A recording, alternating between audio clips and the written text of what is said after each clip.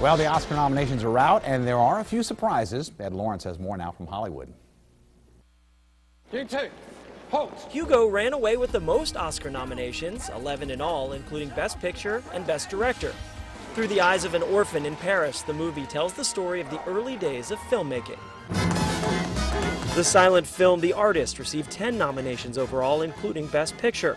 Also up for that honor, Warhorse, The Descendants, The Tree of Life, Midnight in Paris, The Help, Extremely Loud and Incredibly Close, and Moneyball. Text me the play-by-play. Wait, what?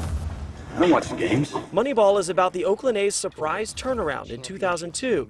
Its star, Brad Pitt, is up for Best Actor.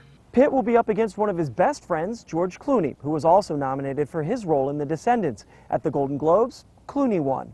Also nominated are Gary Oldman for Tinker Tailor Soldier Spy, Damien Bashir in A Better Life, and Jean Dujardin in The Artist. Perhaps attend more closely to what I am saying. Meryl Streep is trying for her third Oscar. She's up for Best Actress for her portrayal of Margaret Thatcher in The Iron Lady. It's her 17th Oscar nomination.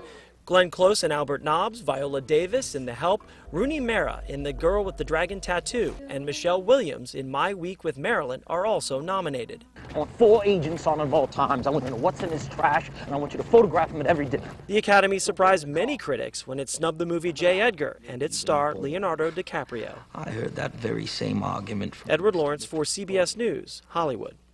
So, who got left out and who should win? We've got Pulse film critic John Devore here with us to help us out for this. First of all, what's your initial reaction to the nominations, John? What do you think? Did they get it right? For the most part, you know, with the Best Picture nominees and then the actors, I think they did a pretty good job. I would say that in the Best Picture category, The Artist is probably going to win. Right. It's got a whole lot of buzz. It's going to be way up there. But I don't know that The Help really deserved the nomination that it got.